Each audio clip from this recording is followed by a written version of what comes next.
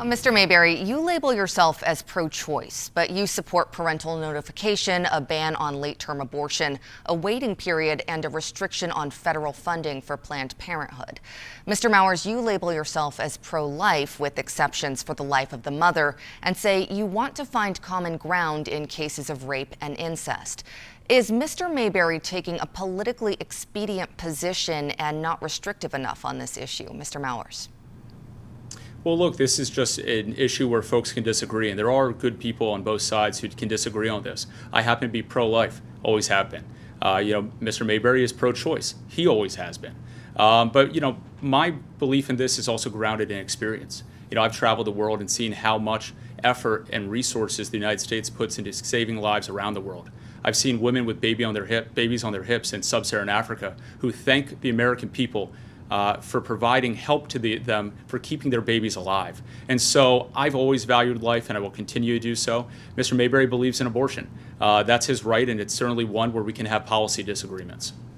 Mr. Mayberry, do you think Mr. Mowers and the Republican Party are too restrictive on this issue?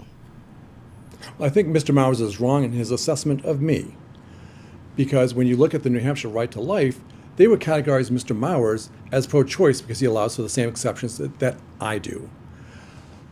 In my first 100 days as a congressman, I'll introduce Born Alive legislation. I believe in parental notification. I believe in no money at all for Planned Parenthood. I put my money where my mouth is, my actions behind my words. I'm a member of the Association of the Foster and Adoptive Families Program. There are 900 children who are waiting to be adopted here in New Hampshire.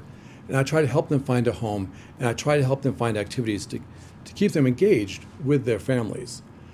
It's one where during this campaign, I've actually become, through faith and prayer and conversations, more conservative, where Mr. Mowers has gone from being strictly pro-life to now allowing exceptions and now introducing the bargaining chip of common ground on rape and incest. Mr. Mayberry, that's time. We have the same position.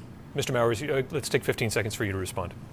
Yeah, if I could. Look, that's news to me that Matt Mayberry's converted. We always welcome the converted. I just take question with the fact that happened 7 days before a primary election. Matt Mayberry and I have known each other a long time. He's always been pro-choice. Just last week, he told someone he believes that abortion should be an option for the first 8 weeks of pregnancy.